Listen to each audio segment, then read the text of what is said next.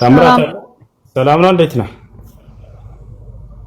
አለና ማን አለን አልሐምዱሊላህ። ደህና ነህ? ደህና ነኝ። ጥያቄ ነበረኝ። እሺ ጥያቄ ምንድን ነው? ጥያቄ በአንተ አስተሳሰብ ያኔ ከሙስሊም ውጪ ገነት የሚገባ የለም ብለህ ታምናለህ አይደል?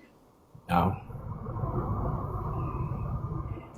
እሺ እኔ ክርስቲያን ነኝ። እኔ ምንም ኃጢአት አልሰራውም። እንዴት ሲኦል ልገባ እችላለሁ? ስንት ዓመት ነው ልጅ? መልስልኝ ጥያቄውና ደግሞ ሌላ ጥያቄ አለኝ። እሺ መልስልሃለሁ። እኔ ክርስቲያን ነኝ ስትል ጊዜ ክርስትና ደግሞ እምነቱ ምንድነው ከተባለ አምላክ ኢየሱስ ክርስቶስ አምላክ ነው ብለህ ታምናለህ አይደል? አዎ አምናለሁ።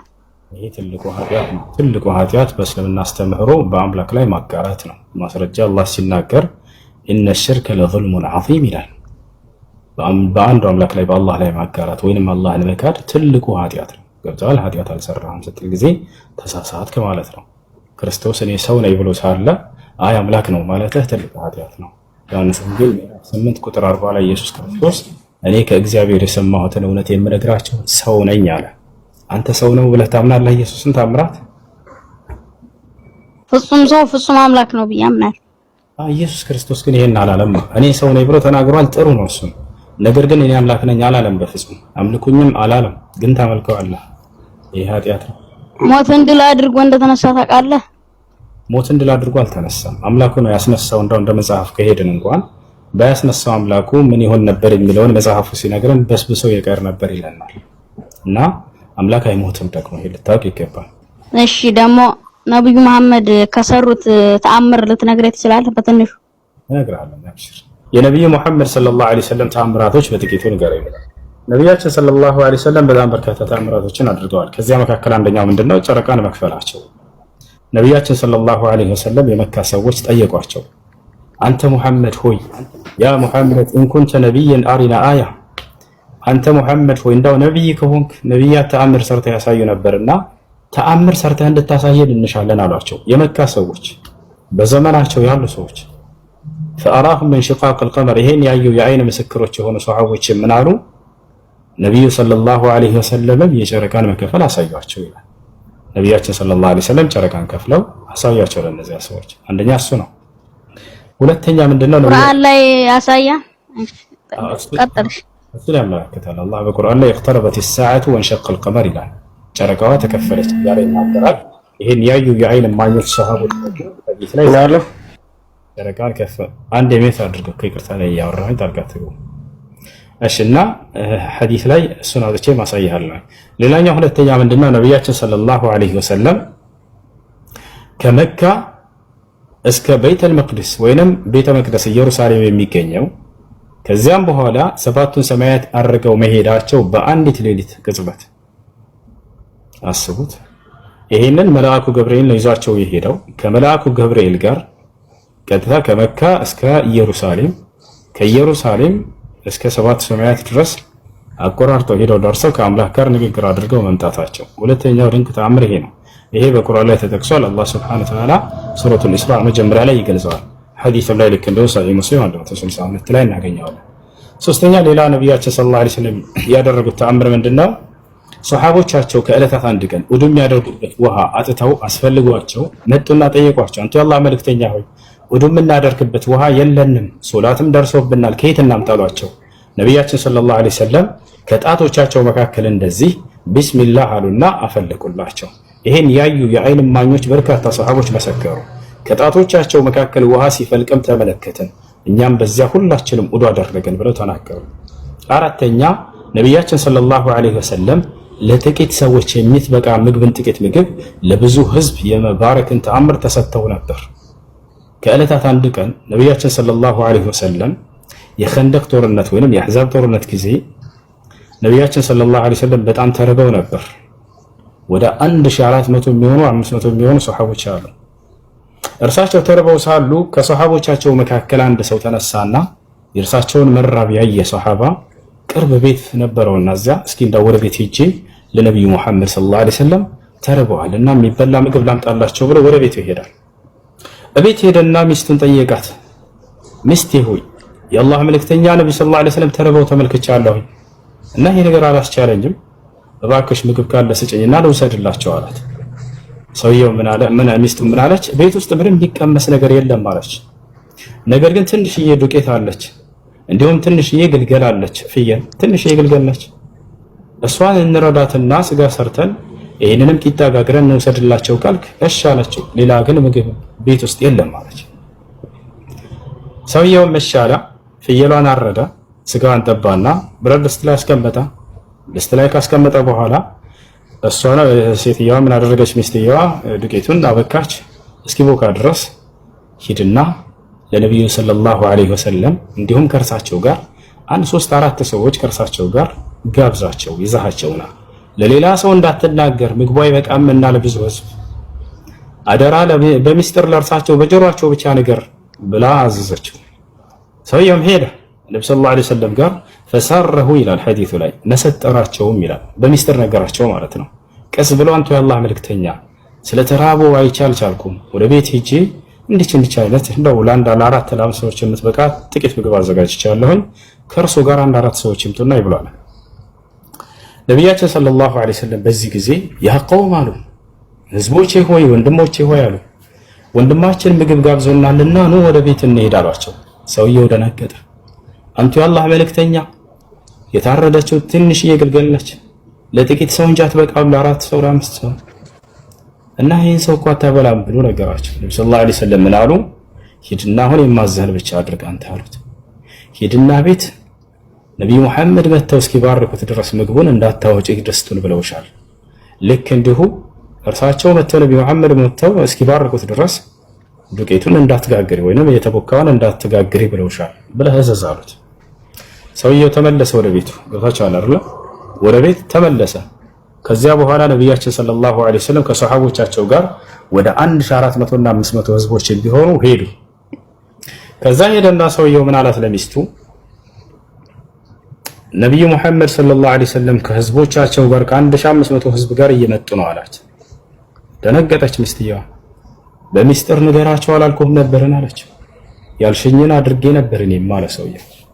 ግን እርሳቸው እንዲህ በቃ አድርጌ ብለዋል፣ የሚሆነውን እናያለን አለ። ወደ ነብያችን ሰለላሁ ዐለይሂ ወሰለም መጡ። የአይን እማኝ የሆነ ሷሃባ ራሱ ሰውየው ሲናገር ምን አለ? ይሄን ተአምር ያየ የተቋደሰ የበላ አካል ነው እየመሰከረ ያለው። ያ ጀማ ከሩቅ የሆነ ታሪክ ሰምቶ አይደለም፣ እዛው ያየው አካል ራሱ ሲናገር ምን አለ? ድስቱንም ሰጣቸው አለ። ወዲያው ያዙና ዱዓ አደረጉ፣ ጸሎት አደረጉ፣ ባረኩትም አለ። ልክ እንዲሁ አውጥቻ ሳያቸዋለሁ ማስረጃ ምትሉ ልጆች። ልክ እንዲሁ ደግሞ ዱቄቱን ተቀበሉና ማነው የተቦካውን እርሱንም ያዙና ዱዓ አደረጉ፣ ባረኩትም። አሁን እየጋገርሽ ቂጣውን አቀበይና አሉ ነብያችን ሰለላሁ ዐለይሂ ወሰለም። እየተጋገረ ቂጣው ይሰጣቸዋል።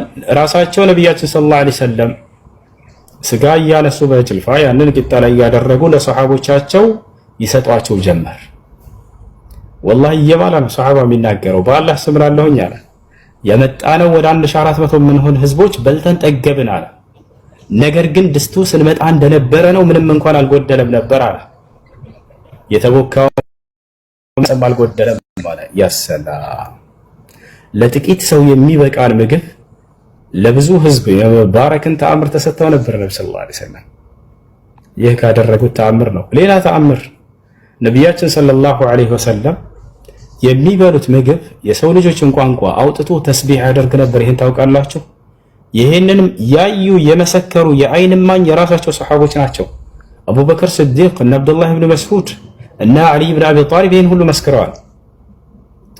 የሚበሉት ምግብ ወደ አፋቸው ሲያነሱት የሰው ልጆችን ቋንቋ እያወጣ ሱብሃንአላህ ሲል እንሰማ ነበር አሉ። የሚገርማቸው ሱብሃንአላህ፣ አልሐምዱሊላህ፣ አላሁ አክበር ይል ነበር።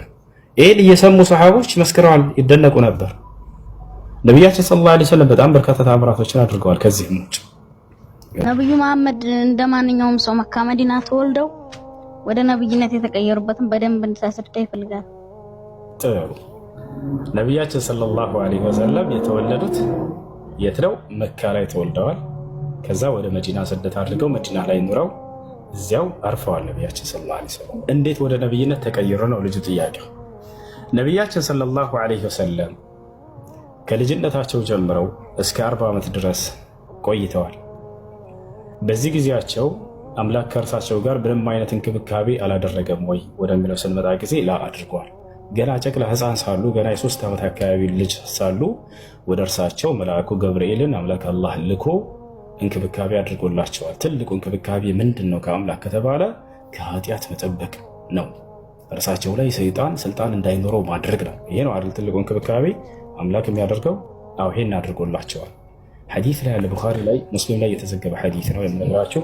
ነቢያችን ሰለላሁ ዐለይሂ ወሰለም ገና የ3 ዓመት አካባቢ ሕፃን ልጅ ሳሉ ከሕፃናት ልጆች ጋር እየተጫወቱ መልአኩ ጅብሪል ወይንም ገብርኤል መጣና አስተኛቸው፣ ልባቸውንም ቀደዳቸው። ከዚያም ቀልባቸውን ከውስጥ አወጣ። ከጀነት ይዞት የመጣው የወርቅ ጥስት አለ። በዚያ ላይ የዘምዘም ውሃ አደረገበት። ወጣቸዋል አይደል? የዘምዘም ውሃ ማለት አምላክ አላህ ሱብሓነሁ ወተዓላ ለአብርሃም ልጅ ለኢስማኤል ወይንም ለእናቱ ለአጋር በመልአኩ ገብርኤል በኩል ያወጣላት የሆነ የተባረከው ውሃ ነው። ያን ውሃ ራሱ መልአኩ ገብርኤል ያወጣው ውሃ ነው። ከዚያ በዚያ ላይ ልባቸውን አደረገና ካጠበው ካጸዳው በኋላ በእርሱ ላይ ያለውን ጥቁር የረጋች ደም የምትመስል እርሱን ከመነጨቀና በኋላ ሲወረውር ጊዜ ፈአልቃሁ ይላል ሐዲስ ላይ ወረወረው። ምን አለ? ያ ሙሐመድ هذا حظ الشيطان منك አላቸው። ሙሐመድ ሆይ ሰይጣን በአዳም ልጆች ላይ ሊኖረው የሚችለው ድርሻ ይህ ነበር፣ በአንተ ላይ ሊኖረው የሚችለው እነሆ የሰይጣን ድርሻ ከአንተ ላይ ከዚህ ጊዜ ጀምሮ ተነስቷል አላቸው። ያሰላም ገና ለአቅመ አዳም ሳይደርሱ ገና ሕፃን ልጅ ሆነው እየተጫወቱ ሳሉ ነብዩ ሰለላሁ ዐለይሂ ወሰለም ሰይጣን በእርሳቸው ላይ ስልጣን እንዳይኖረው በህይወት ዘመናቸው አምላክ አላህ ሱብሓነሁ ወተዓላ መልአኩን ጅብሪልን ልኮ ይሄንን ስራ አሰርቶላቸዋል። ወዲያውም ይሄን ካደረገ በኋላ ጅብሪል ዐለይሂ ሰላም ከዚያ በኋላ ምን አደረገ? ቀልባቸውን ወደ ቦታው መለሰው፣ ልባቸውንም ሰፋ። ሄደ ጅብሪል። ከዚያ በስንት ዓመታቸው? በ40 ዓመታቸው የነብይነትን ማዕረግ ተሰጡ። ነብይ የሆኑት መቼ ነው? በ40 ዓመታቸው ላይ ነው። ነብዩ ሙሐመድ ሰለላሁ ዐለይሂ ወሰለም ነብይ እንዴት ሆኑ ወደሚለው እንምጣ። ነብይነት የሚገኘው በትግል አይደለም። እኔ ለምሳሌ አምልኮ ስለሰራሁኝ አምላክ ነብይ ያደርገኛል ብዬ ትግል ስላደረግኩ ላ በዚህ አይደለም። ነብይነት የአምላክ ምርጫ ነው። አምላክ የፈለገውን ሰው ነብይ ያደርጋል። የፈለገውን መልአክ መልእክተኛ አድርጎ ይልካል። ማስረጃ አላህ በቁርአን ላይ ሲናገር አላሁ የስጠፊ ሚነል መላኢከቲ ረሱለን ወሚነን ናስ፣ እኔ አምላካቸው አላህ ከመላእክቶችን ከሰዎችን መልእክተኞችን ራስ ይመርጣለሁኝ። የራሱ ምርጫ ነው። ነቢያችን ሰለላሁ ዐለይሂ ወሰለም ታዲያ ልማዳቸው ምን ነበር? ከልጅነታቸው ጀምሮ ከተባለ ሰይጣን በእርሳቸው ላይ ስልጣን እንዳይኖረው ተደረገ ማለት በፍጹም የሰይጣንን ስራ ኃጢአትን አላደረጉም። ክህደትንም ሆነ ኃጢአትን በፍጹም እንዳያደርጉ ነው ሰይጣንን ስልጣኑን አላህ ሱብሓነሁ ወተዓላ ከእርሳቸው ያነሳበት። በፈቻ አላህ ሱብሓነሁ ወተዓላ የሰይጣንን ተንኮል ያነሳላቸው በመልአኩ ጅብሪል ዐለይሂ ሰላም ስራ አማካኝነት ቅድም በነገርኳቸው። ስለዚህ አንዱን አምላክ አላህን በብቸኝነት የሚገዙ ከኃጢአት ሁሉ የራቁ ሆነው እስከ 40 ዓመት ዘመናቸው ድረስ ይቆያሉ። ልክ 40 ዓመታቸው ሊደርስ አካባቢ ላይ ነቢያችን ሰለላሁ ዐለይሂ ወሰለም ሑቢበ ኢለይሂል ኸላ፣ ከሰዎች ሁሉ ገንጠል ብለው ለብቻቸው ሄደው ጌታቸውን አላህን ማምለክ በጣም ወደዱ። በጣም በዚህ ነገር ላይ ተወደደ ወደ ልባቸው። ከመካ እዚያው ላይ የሚገኝ ከተራራዎች መካከል በአንድ ተራራ ላይ ጀበል ኑር ተብሎ የሚጠራ የብርሃኑ ተራራ ይባላል። በዚያ ውስጥ የሒራ ዋሻ የሚባል አለ። ዋሻ ቦታ ነች። ወደዛ ሄደው ነቢያችን ሰለላሁ ዐለይሂ ወሰለም ስንቅን ይዘው በሚስታቸው ኸዲጃ ስንቅን ታዘጋጅላቸዋለች። ያንን ስንቅ ይዘው ወደዚያ ዋሻ ይሄዳሉ። ለብቻቸው ጌታቸውን አላህን ተገዝተው ያ ስንቅ እስኪያልቅ ድረስ ይቆዩና ካለቀ በኋላ ወደ ቤታቸው ይመለሳሉ። ዳግም እንደገና ስንቅን ይዘው ወደዛ ይሄዳሉ። ለበርካታ ጊዜያት በዚህ ሁኔታ ቆዩ ነቢያችን ሰለላሁ ዐለይሂ ወሰለም። ቦታቸው አለ። ልክ አላህን እየተገዙ በዚህ ሁኔታ ባሉበት ሰዓት ነው መልአኩ ገብርኤል መጥቶ እዛ ነው የተገለጠላቸው። ፈጃአሁ መለኩል ሐቅ ወሁወ ፊ ጋሪ ሒራ ኢላል ሐዲስ ላይ የእውነትን መልአክ ወደ እርሳቸው መጣ። በሒራ ዋሻ ውስጥ ተቀምጠው አላህን እየተገዙ ሳሉ ማለት ነው። ቦታቸው ወዲያው መልአኩ መጣና ነብይነታቸውን አበሰራቸው። መለኮታዊ ራእይ ያወረደላቸው። ኢቅራ ቢስሚ ረቢከ አለዚ ኸለቅ ኸለቀል ኢንሳነ ሚን ዐለቅ ኢቅራ ወረቡከል አክረም አለዚ ዐለመ ቢልቀለም ዐለመል ኢንሳን ማ ለም ያዕለም የሚለው የቁርአን አንቀጽ ወረደ። መልአኩ ገብርኤል አብሳሪው መልአክ ተገለጠና ያ ሙሐመድ ኢነከ ለረሱሉላሂ ሐቀን አላቸው። ሙሐመድ ሆይ በእውነት አንተ የአምላክ መልእክተኛ ተደርገህ እነሆ ተመርጠሃል ብሎ አብሳሪው መልአክ ነብይነትን ማዕረግ አበሰራቸው ማለት ነው። ይህን ይመስላል። ከዛ ጊዜ በኋላ አላህ ሱብሓነሁ ወተዓላ በእርሳቸው ላይ ቁርአንን አወረደላቸው፣ መለኮታዊ ራእይን አወረደላቸው። በዚህ ህግና ስርዓትም ትውልድህን አስተምር አላቸው። ይሄን ይመስላል።